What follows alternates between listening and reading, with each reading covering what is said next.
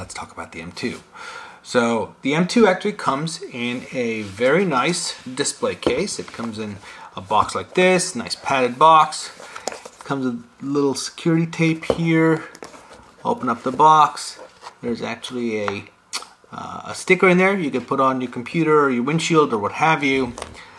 In addition, it comes with a t-shirt. This happens to be just the right size for me, so thank you for that. And of course, it comes with the mod. Now, this is a Filipino mod. The name of the modder is Kreth Faustino. Hopefully, I'm saying that right. And it is a 26650 DNA 40 mod. At least this version is a DNA 40. I believe they also have an SX version. So let's talk about the mod.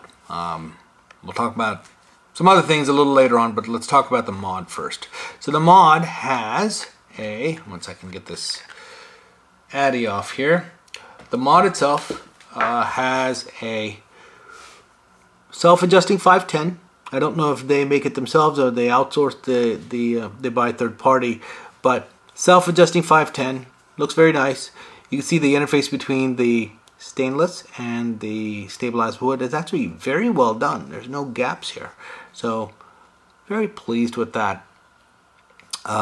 They've got a nice, really well done radius on the wood here in the back, and of course on the plate here, which by the way is also plated, so it's got a glossy finish to it. Great hand feel, no sharp edges at all. Very comfortable. On the front, you know, they've taken the time to make this mod very ergonomically friendly. What I mean by that is you'll notice that the corners here, they're not 90-degree angles. They're all nicely contoured on either side. Even the stainless steel faceplate here, it's got a nice contour. Oftentimes you'll find, especially on C-frames, that these two corners, if you're gripping it, you know, tightly in the hand, these two corners will cause hand fatigue. Well, not with this mod, because it is very well contoured. So kudos to Cloud Control and Kreth for that. So you've got DNA 40. Again, this is a regular DNA, not big screen. The left side of the mod is blank. There's nothing there. On the right, you will see up, down, and of course my favorite, the USB port, which I use quite a bit because I'm in front of a PC all day long. Very clicky buttons, so thankful for that. On the bottom, you've got sorry, it's got my fingerprints all over it. So you've got the bottom plate here. Kreth was kind enough to get me serial number 001, so thank you for that.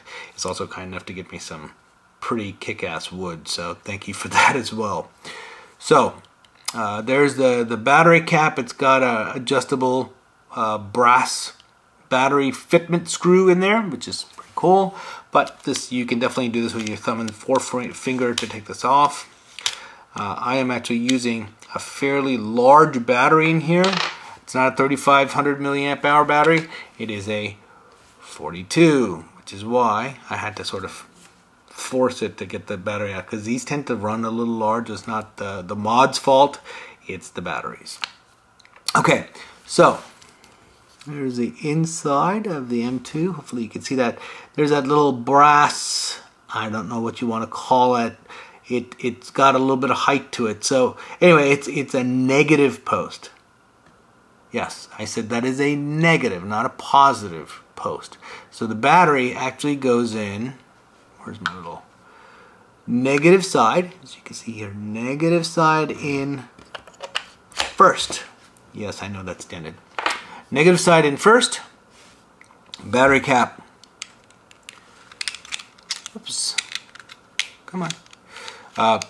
Very nice threads. No issues at all with the thread. Again, a lot. The coating helps with that. The chrome coating really helps with that. Now, I am using a very large non-standard. They tend to run non-standard size batteries, so the battery cap sticks out just a tad bit. That's not a fault of the mod. That's a fault of the battery. So this is my deal, not the modders or Cloud Controls. Anyway, so DNA 40 comes alive. Let us find my atomizer here.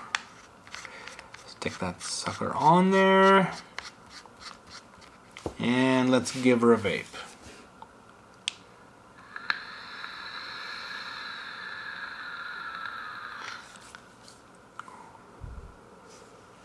Okay, very nice. So, overall, the M2 is actually a very, very nice mod. It's, you know, where the 510 and the top cap is, between that and the stabilized wood, no gaps at all. You can see virtually no gaps really anywhere on this mod, except for just a couple places where frankly you would expect them. It's this interface here between the stainless steel front plate and this little piece of stabilized wood here. You can see that there's a little bit of a gap there, and of course on the back here, between this chrome piece and the stabilized wood, there's a little bit of a gap. Again, that's just nitpicking. I think overall the fit and finish of this mod, at least the one I have in my hands, is very, very good. I would give this a solid I'd give this a solid B+ as far as fit and finish is concerned. Ergonomics, I think they knocked it out of the park. I think they, you know, all the time and effort they took to radius all the stuff perfectly and not make them hard 90-degree angles, the wood included, the round radius in the back here, it fits really well. And even this part, if you're holding it this way, this part right here where the corner meets, you know, between the thumb and the rest of your wrist, there's virtually no fatigue, because unlike some of the C-frames that you see out there, they took the time to radius and contour these edges. So, you know, kudos to them for that. They really did think through all that stuff. So, plus, to be frank, this stabilized wood is pretty kick-ass. So, thank you for that, Kreth.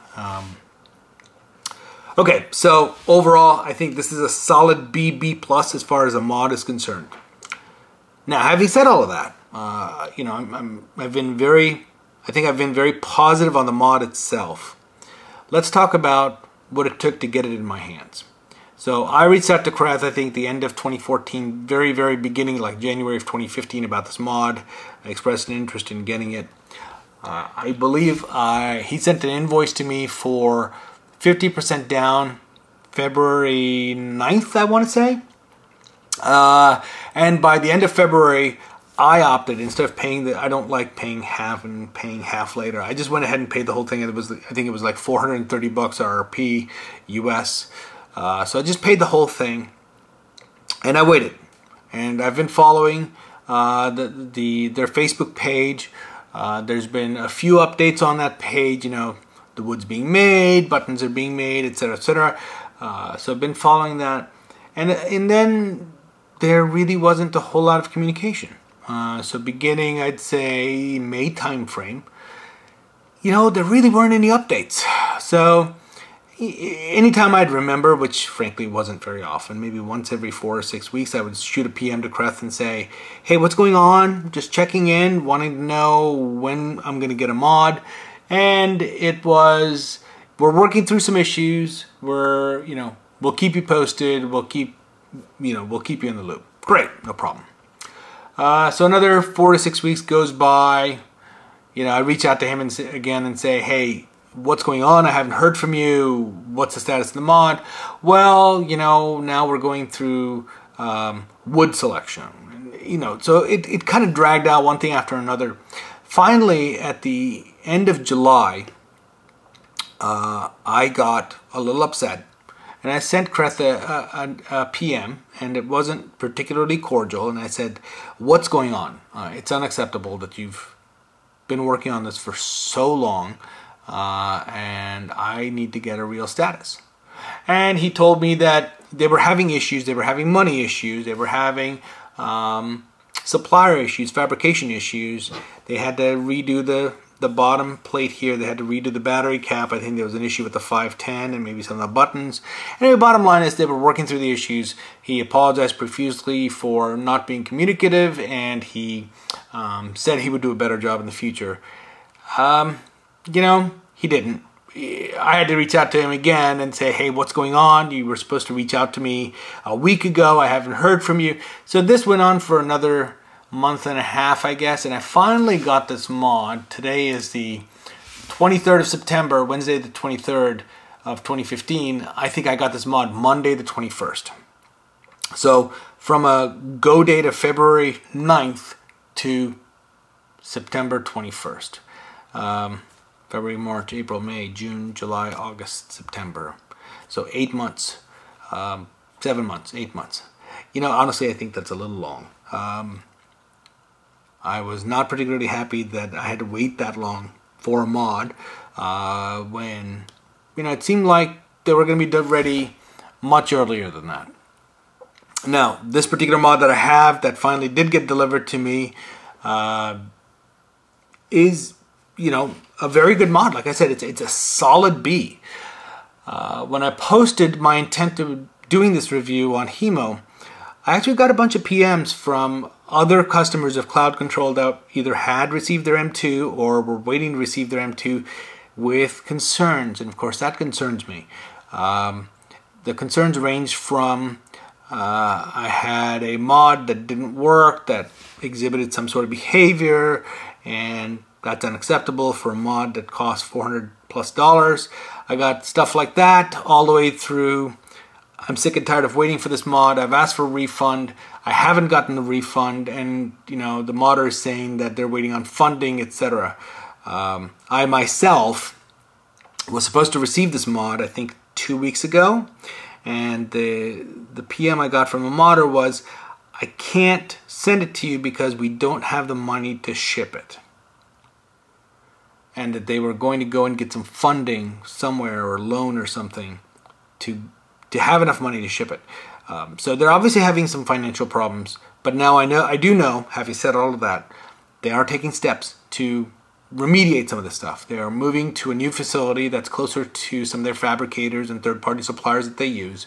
I know they're working through some of the customer service issues, but they're not there yet. So I guess the real question is, given that this is Hemo, is this a Hemo-worthy mod? If there were no customer service issues, I would say yes. It's a solid B. It's not an A+. Not every mod in Hemo is an A+. But I would say it's a solid BB+. But given the customer service issues, I would say today this is not a Hemo-worthy mod. Not because of the mod itself, at least this specific mod, not because of this specific mod, but because of the customer service issues that I've been aware of, that I've experienced myself, and that I've been privy to through communications by others when I announced my intent to do this review. So, don't want to belabor the point. I just want to convey the message to Kreth and everyone else at Cloud Control. I think you have a solid product. I really do. I think it's a very good mod. At least from everything that I can see, it's a very good mod. But you have got to get your customer service issues remediated. And I know Kreth is aware of this because he experienced it with me. I sometimes, I can sometimes have a lot of patience, and sometimes I can have zero patience. In this case, I chose to have a lot of patience, and frankly, I was rewarded with what I believe is a very, very good mod, very well-built mod. But it should be well-built for everyone. There should be negligible customer service issues, and 90-some% of your customer base should be very happy with the customer service they receive. And in this case, I don't believe that they are. So, having said all of that, I wish you, Cloud Control, the absolute best of luck. If you keep going down the path you're going and fix some of the issues that you're having, I have no doubt that this will be a very, very good mod. This is frankly an incredible first effort as far as comfort and hand comfort, etc.